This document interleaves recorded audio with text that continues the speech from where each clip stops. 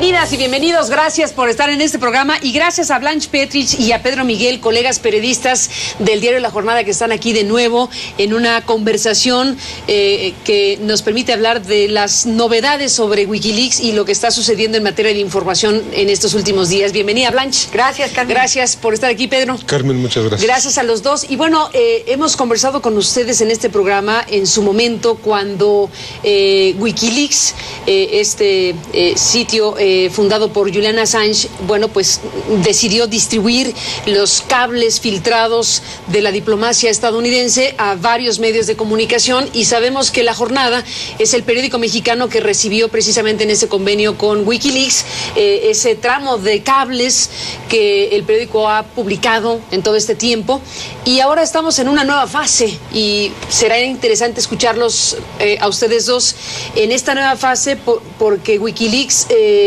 establece la presentación de 1.7 millones de nuevos cables de Estados Unidos, nuevos documentos diplomáticos que fueron clasificados en su momento y que ahora ya desclasificados, los coloca Wikileaks junto con la gran filtración original en un nuevo sistema de búsqueda. Y eso ha detonado en México, y estoy segura que en otros lugares del mundo, pues una gran cantidad de información y la que nos falta por ver. Así que estamos en una nueva fase de esto que pretende ser que, mi querido Pedro, la gran biblioteca, el gran centro de concentración de documentos desclasificados y filtrados global. ¿Qué es esto? Pues es un acto de acceso a la información sin precedentes en la historia, ¿no? Sin precedentes. Como los tres que ha tenido como protagonista Wikileaks, ¿no? O cuatro. Los papeles de Afganistán, los papeles de Irak, los papeles del Departamento de Estado, luego viene una cosa menor con Stratford, y ahora viene este gran paquete de documentos históricos, yo diría. Los cables Kissinger. Los cables Kissinger. Los cables Kissinger. ¿No? Kisicables. Luz de. Los quisicables. Los quisicables. Los quisicables, ándale.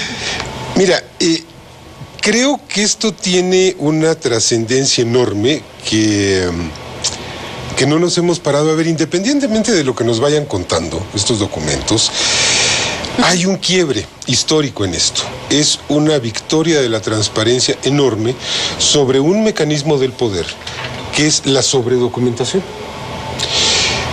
Cuando un gobierno quiere esconder un dato, o bien lo esconde y no te lo da, y lo clasifica y argumenta que no, que es de seguridad nacional, que no, que qué barbaridad, que no lo puedo dar, o bien te lo avienta en una montaña de 1 millón de documentos.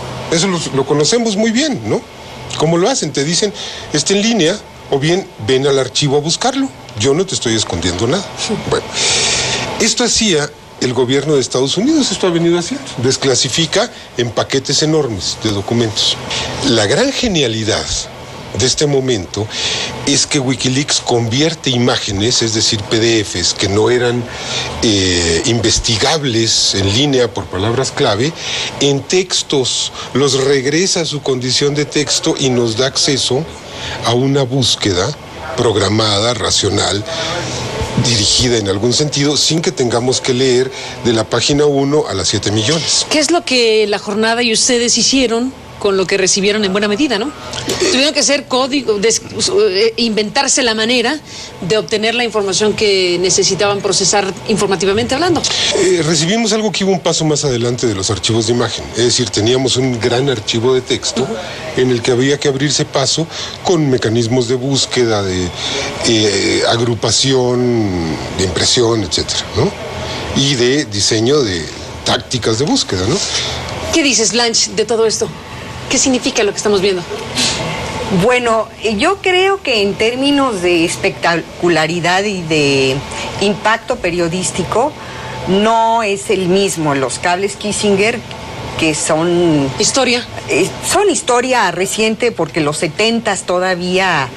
¿Están muy aquí? Somos contemporáneos, yo soy de esa época, ¿no? Es decir, es historia contemporánea.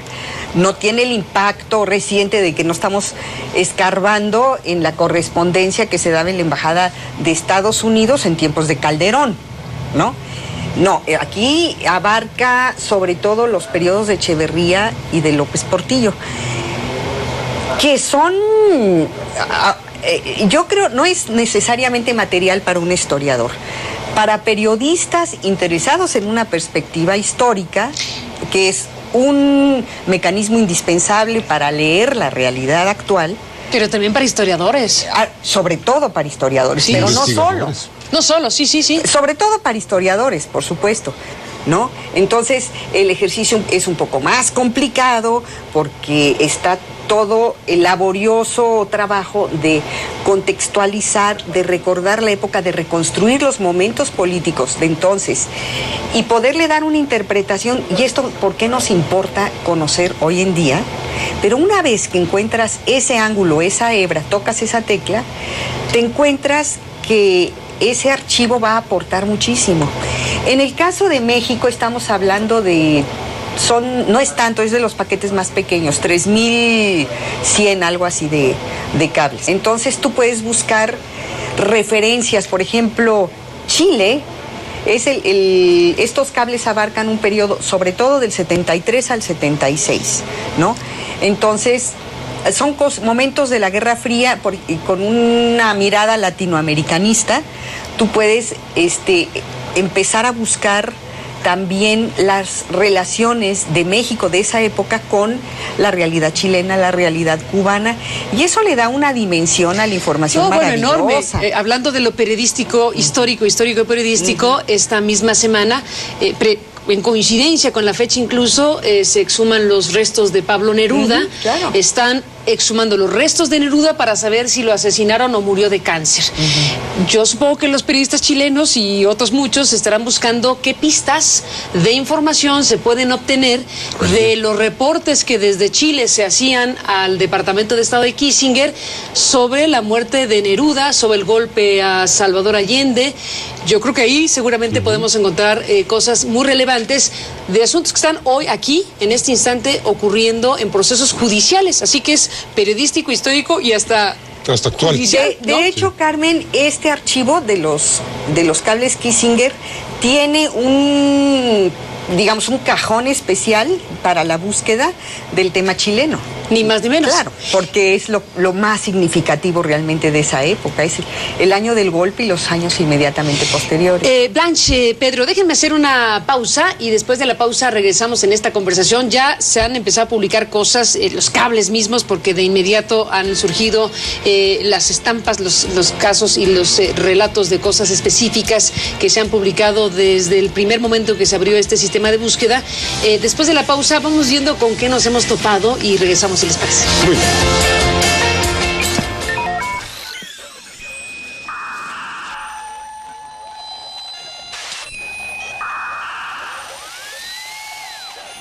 Blanche Petrich, Pedro Miguel, regresamos en esta conversación. Bueno, ya lo que hemos podido ir observando en estos días y horas de lo que estos cables arrojan de luz sobre aquellos años donde Kissinger era el secretario de Estado de los Estados Unidos. Te quedaste en el corte comentándonos algo sobre Chile, ¿no? Ok. Sobre Chile. Bueno, primero hay que recordar que Henry Kissinger fue el secretario de Estado de Nixon. Y después de que Nixon es obligado a renunciar por el escándalo Watergate, viene Ford, y Ford es el único secretario que conserva del gabinete de Nixon.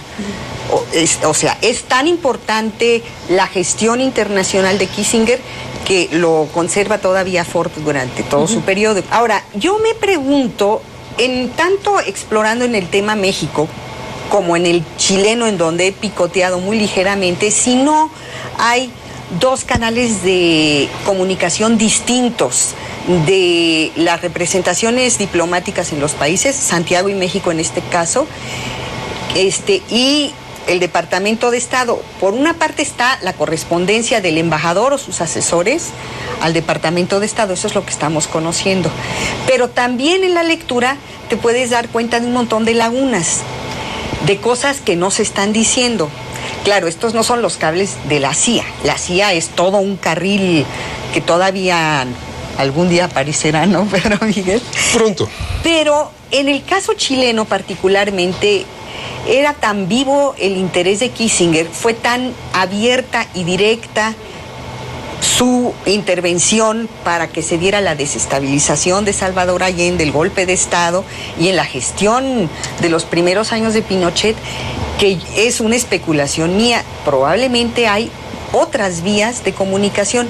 En estos despachos conocemos los hechos puntuales, muchos de ellos ya conocidos por la prensa de la época. Y retomando referencias de la prensa directamente. Muchos cables de estos que estamos hablando, es el embajador que dice en tal artículo se dice tal cosa, o tal académico informa tal otra. Pero otros son los análisis del embajador directamente, que son bien interesantes. Son embajadores con mentalidad de Guerra Fría, también son medio simplones ellos, ¿no? Medio, como dicen, poco sofisticados. Pero yo me pregunto si dentro de esto no hay otro carril de comunicación directo en donde se exprese información y se den puntos de vista y apreciaciones de mayor calado que estas. Hay muchos, no es uno solo. Tenemos la rendija de algunos cables del Departamento de Estado de esta década, de la década pasada, de los años 70, tenemos unas rendijitas que se han abierto por las cuales podemos asomarnos a un cuarto que es el ámbito de la diplomacia. Pero como tú decías, la CIA tiene su propio canal, pero no es el único otro canal. Las agregadurías militares tienen su propio canal al Pentágono. Y es legendaria y proverbial la rivalidad entre agencias de seguridad y de inteligencia de Estados Unidos. La de Seguridad Nacional, por ejemplo, ¿no? Que depende del Pentágono. La DEA tiene su propio canal hacia su jefatura. Pero a mí me parece que este es un paso muy significativo, porque tarde o temprano, yo espero que más temprano que tarde, vamos a ir teniendo acceso a esa información. Como decía Fidel Castro, ¿no? Todo está en la red, es cuestión de tiempo que se descubra. De lo que han revisado, Blanche, Pedro, de lo que se ha publicado en estos días y horas, ¿qué es lo que más te llama la atención? ¿Cuál cable, cuál situación, qué descripción de aquella época te llama más la atención? Pues mira, yo ahorita lo que estoy tratando de entender es esta relación tan compleja que tuvo Echeverría con Estados Unidos, ¿no?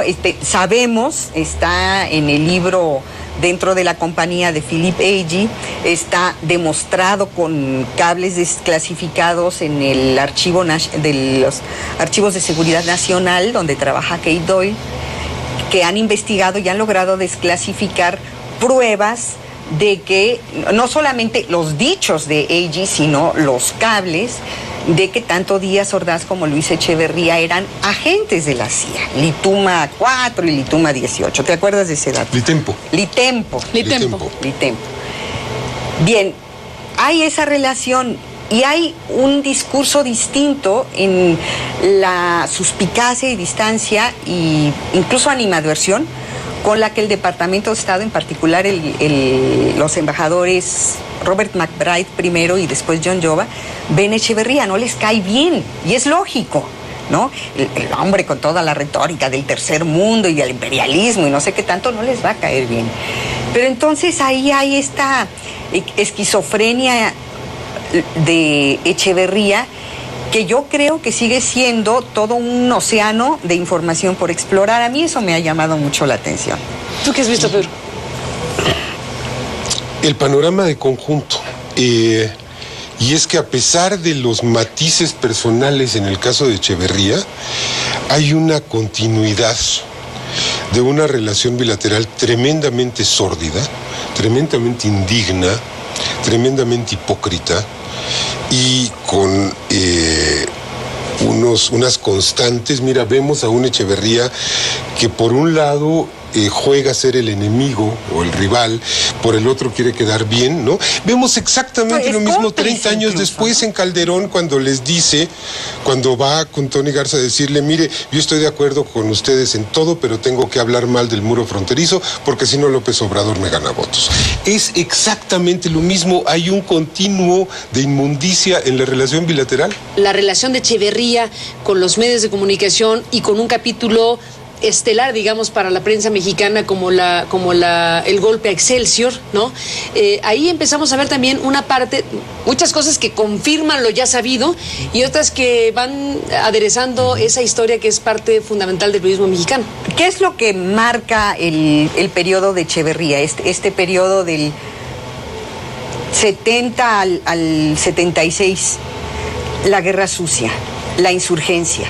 En esto no hay tantas novedades, hay muchas referencias y bueno, la crónica vista por Estados Unidos de la historia de la guerrilla mexicana. Eso es un ángulo interesante, todavía pendiente por desentrañar, ¿no?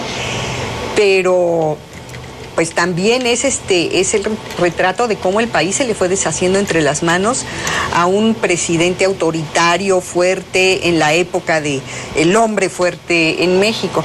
Y por cierto, a propósito de lo de Excelsior, es notable la admiración del embajador Lloba al periodismo que se hacía en Excelsior. ¿No? Hay una referencia que además es tan cierta, ¿no?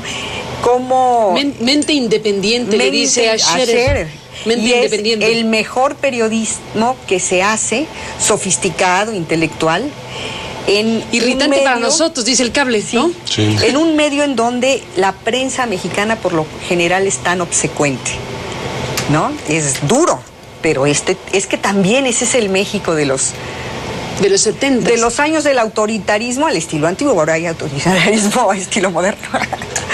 Bueno, es esa época de los años 70 que en el caso de los grupos guerrilleros, desde luego hay alusiones, como mencionas, a Lucio Cabañas, por ejemplo. Hay uno de los cables donde se hace una lectura del asunto de las declaraciones de Luis Echeverría sobre que los grupos guerrilleros, como el de Lucio Cabañas, estaba patrocinado por el exterior.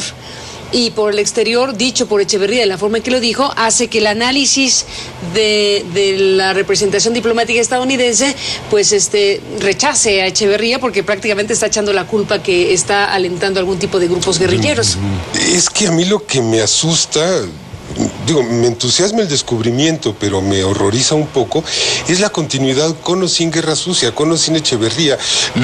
Los fragmentos a los que nos hemos podido asomar nos hablan de una relación bilateral que no ha cambiado, que es muy semejante. Yo no estoy tan de acuerdo, fíjate. A mí me da la impresión de que en estos otros, en aquella época, por ejemplo, cuando se refieren a reportes de conversaciones del embajador con Rabasa defiende su punto de vista, defiende el punto de vista del gobierno mexicano, y hay por lo menos una sensación de mucho mayor respeto de los diplomáticos estadounidenses a los diplomáticos mexicanos. A mí me ha brincado el contraste con los cables del tiempo Carlos de Calderón. Pascual. De Carlos Pascual. De la manera en que se refiere a los mexicanos, con tono muy crítico. Empezando pero con despectivo casi a veces. Despectivo, no casi. Despectivo, sí. Al grado, Carmen, de que en todo el bloque de cables de la época de Calderón, ¿sabes cuántas veces Pascual y el anterior, Tony Garza, se reunieron con Patricia Espinosa? Una. Sus interlocutores eran el secretario de Defensa, el secretario de Gobernación, o los sucesivos secretarios de Gobernación Seguridad que hubo en el sexenio pública, sí. Por supuesto, Genaro García Luna. Una con la canciller. Nunca hablan con ella, nunca la citan para nada. ¿Para qué? O sea, es un cero a la izquierda la canciller del sexenio anterior. A mí sí llama la atención, sí ves que hay una política exterior activa, fallida si tú quieres, hipócrita si tú quieres, pero hay una interlocución muy interesante, contrastada, entre el Departamento de Estado y la Cancillería Mexicana. Ese es otro ángulo. Otro ángulo. Blanche, Pedro, déjenme hacer una pausa y regresamos. Muy bien.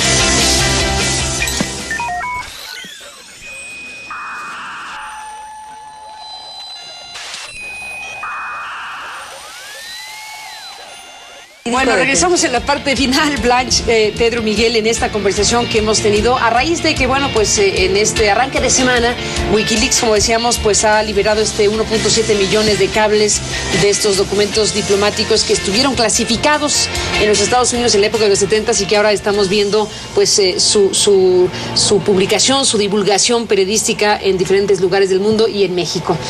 Pues ahí está, una nueva etapa de esto que llamaste en el arranque de la conversación como una victoria de la transparencia. ¿Qué podemos esperar de todo esto? Hemos liberado un pedazo de historia. Wikileaks nos ha ayudado a liberar un pedazo de historia. Y en ese proceso, pues estamos muchos trabajando, la jornada está haciendo su parte. Vamos a ver qué vamos encontrando. Pero hay algo que me queda muy claro. La historia también es noticia, como tú decías. Es decir, nuestra historia, hay revelaciones de nuestra historia que son noticia y que nos permitirán incidir en las circunstancias de la actualidad con mucha mayor certeza, con más claridad y sobre todo con un sentido de que se puede transformar la realidad si tenemos información para ello. Blanche, ¿cómo te despides? Mira, yo diría esto, Carmen, una de las armas en contra de Wikileaks, en esa tremenda presión y guerra contra Wikileaks que está sufriendo, la investigación judicial contra Assange, el caso Manning, Brad Manning, una de los argumentos fuertes de esta hostilidad es sostener que lo que hace Wikileaks no es periodismo. ¿Qué cosa no es periodismo? El generar y divulgar material verídico, documentado, documentación, papelito habla, con información que es un insumo riquísimo para periodistas. ¿Qué otra cosa? Eso es periodismo. Eso. Claro, también tiene la desventaja de que para nosotros los periodistas es muchísimo trabajo, es un desafío enorme, porque nos enfrenta a una chamba bien laboriosa. Gigantesca. ¿No? Pero es periodismo, es un insumo del periodismo. Y yo creo que, bueno, valgan estas palabras como un argumento de defensa de lo que hace Wikileaks. Wikileaks sí hace periodismo del más moderno.